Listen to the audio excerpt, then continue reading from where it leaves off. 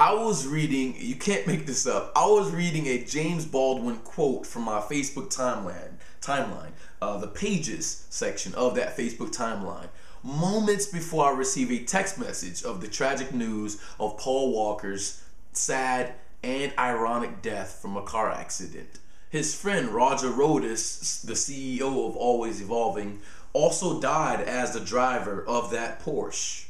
They were said to be driving to a Philippine charity event for the typhoon relief efforts. Now, this is what I was reading moments before I received the news. Check this out.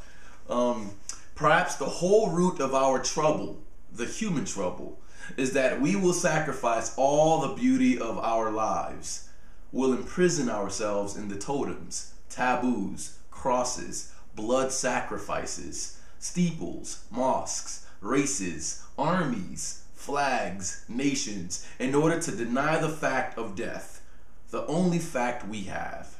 It seems to me that one ought to rejoice in the fact of death, ought to decide, indeed, to earn one's own death by confronting with passion the conundrum of life. James Baldwin. My phone notification went off, and yes, I was spooked and shocked. I thought to myself, death is such an unpredictable tyrant. How can we as a people overthrow death? Although we can see the worst of humanity on the internet, there are still pockets of love, even though it may take a high-profile death to spark it. I guess I'm thankful, and perhaps we should all be thankful of that reminder, whichever way it comes. Just last night, I had a Thanksgiving dinner with a few friends at Mercado's, a Brazilian restaurant here in South Korea. I've always given thanks to the Native American Indians, but at the same time, most importantly for me, I've always had an appreciation for the social bonds that my friends and family have to offer. And of course, my family, my close-knit family, isn't here with me, but good people is a great substitute. And to have a little conversational fun, to rationalize awkward situations, we played the Would You Rather game. And so I'd like to leave you with a rather difficult question, a two-part question. So here it is.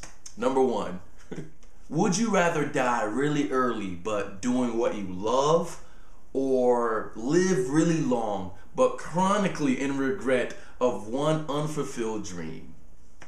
And for the second question, how do you confront the inevitability of death? Death is inevitable. How do you confront that? Give your comments below. Don't forget to share and subscribe. And my condolences to anyone that have lost a loved one recently. And a really big shout out to the Filipino people that are still recovering from the typhoon. And once again, rest in peace to Paul Walker and Roger Rodas. I hope I'm pronouncing your last name correctly. One love, peace, and be free. Mwah.